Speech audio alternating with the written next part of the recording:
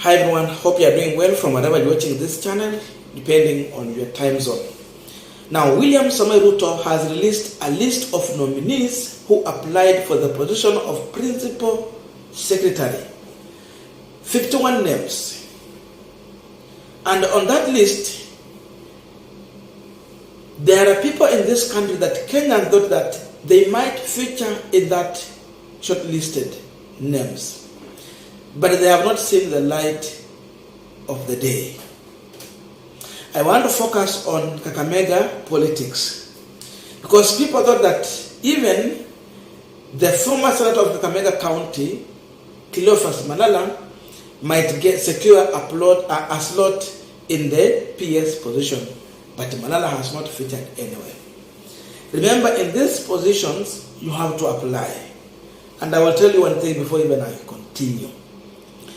If anyone has not approached you, especially close allies of maybe William Ruto, Gachagua, Mudavadi hapo, kama mtu atakuapproach akwambie apply, then you proceed to go and apply for those positions.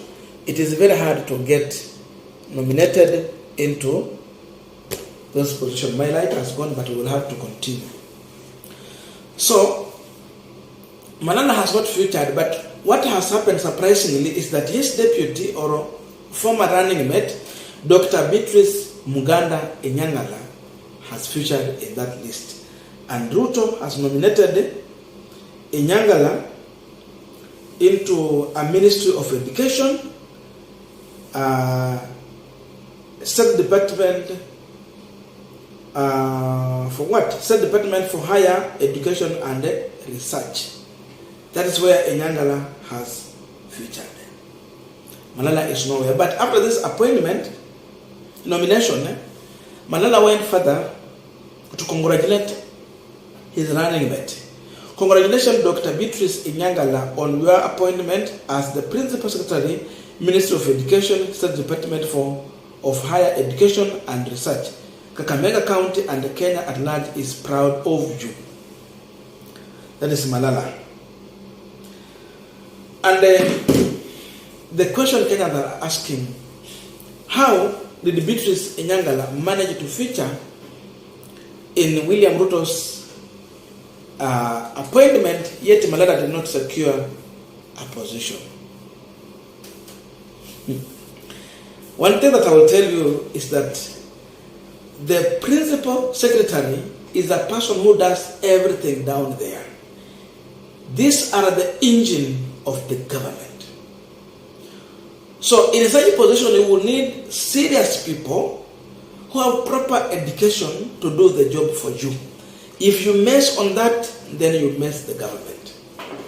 We know Ruto has already committed accidents, even in this appointment, especially when it comes to how he made the choice of Kalenjin into a specific PS position. But if it comes to other communities, Ruto will always make sure he get it right, so that his government is going to do a diligent job. And this is what has earned Dr.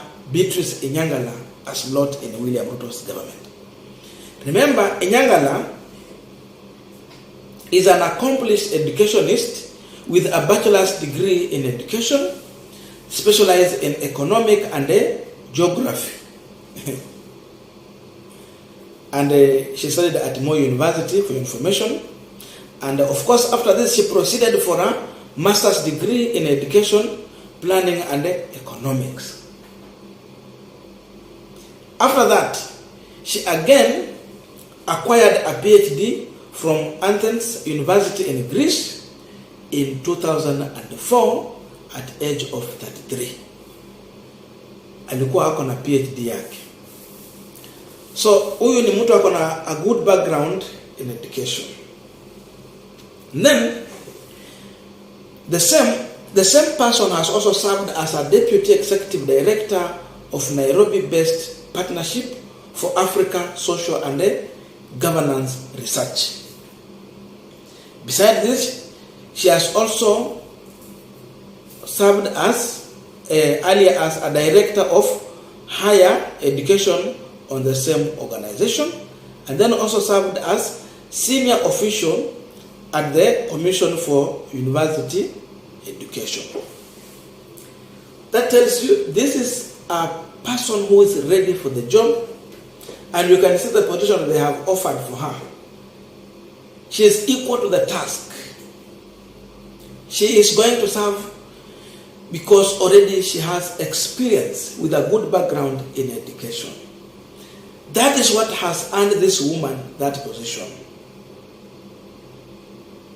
So if you compare that to Malala, definitely you will appreciate that this is a woman who has a proper educational background compared to her former boss Malala, whom they were campaigning together. So for those who are asking, in my view, this could be one of the main reasons why William Samoei Ruto settled on Beatrice Inyangala and not Cleophas Malala. If Malala could have a good background in education, then I think William Ruto will definitely pick Malala and not Inyangala. Because Malala was the face of Kenya Kwanza in Kakamega County and to some extent Western region during the campaign season. Remember, he was running for the governor, and therefore this was the man leading the troops in Kenya Kwanza for those who are running for senator, member of parliament, MCS, the woman. So Malala was the face, but here it is his running mate who has been rewarded. Education, experience, exposure. This lady has met all those criteria, and that's why the lady from Shiruku village in Malaba constituency, Kakamega County, is in William Ruto's cabinet. Number two, William Ruto was focusing more on gender parity, trying to balance the woman factor in his government. In as much as we know he has failed immensely, because he has definitely about 11 women as PSS, but then you have 40 men in those positions. So it was the issue of trying to balance the women in his PS appointment. That also moved Malala out. So what next for Cleophas Malala? Because such positions can elevate someone. Remember, someone like Karanja Kibicho was so powerful in this country because of his position. What next for Senator Cleophas Malala? He's no longer senator, by the way, because we have Boni Khalwale. Now, before we go to what is pending for Malala, just a quick request for those who are watching and they are ready to subscribe. Please consider subscribing so that you don't miss our video. And again, to all our channel subscribers, anyone who has been dropping comment, everyone who has joined our channel membership, and everyone who has been super chatting us in our premium, thank you so much. And again, consider to give our video a thumbs up so that YouTube can recommend our videos to more viewers. The remaining option, the one and only better option for Malala, as of now, is to wait for the appointment to the illegal CAS position. Remember, the court pronounced itself, these positions are illegal. Inasmuch it did so even in 2013 and 2017, Uhuru Kenyatta managed to run away with this position, and they appointed peoples to appease politicians in his government. I don't know if Raila was going to do that, but we have seen William Ruto doing that, exactly what Uhuru Kenyatta did. But though it is against the law. So Malala should put his prayer and focus on that, so that at least he will be appointed somewhere as a CAS.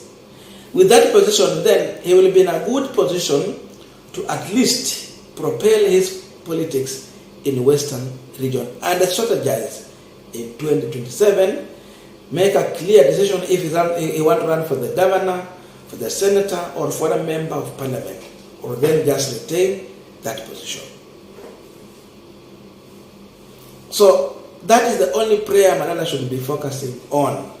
If not, itabaki hizi kazi ndogo ndogo, ama abaki tu kama personal assistant to Musalia Mudavadi.